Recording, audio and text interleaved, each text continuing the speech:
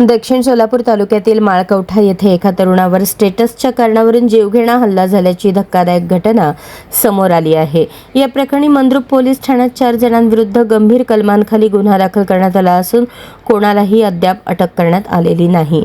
मिळालेल्या माहितीनुसार फिर्यादी मादण्णा बेळनसिद्ध वडेयार वय 20 राहणार आरकेरी तालुका कोटा जिल्हा विजापूर राज्य कर्नाटक यांना त्यांच्या ओळखीतील काही जणांनी संगनमत करून जबरदस्तीने माळकवठा येथे नेले। 23 मार्च रोजी दुपारी 3:45च्या सुमारास ही घटना घडली। माळकवठा येथील सतीश हनुमंत थोरात यांच्या शेतात नेल्यानंतर माझ्या बहिणीचे स्टेटस का ठेवले या कारणावरून वाद निर्माण झाला। यावेळी सतीश थोरात याने कोयत्याने हल्ला करण्याचा प्रयत्न केला। त्याचवेळी इतर आरोपींनीही याला जिवंत ठेवू नका असे म्हणत मारहाणीला उत्तेजन दिल्याचे फिर्यादीत नमूद आहे। या हल्ल्यात फिर्यादी गंभीर जखमी होऊन बेशुद्ध पडले।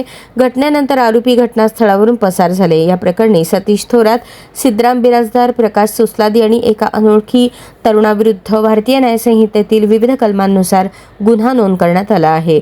सदर गुन्ह्याची नोंद 28 मार्च रोजी पहाटे 5:30 वाजता करण्यात आली असून तपास पोलीस उपनिरीक्षक डांगे यांच्या मार्गदर्शनाखाली सुरू आहे।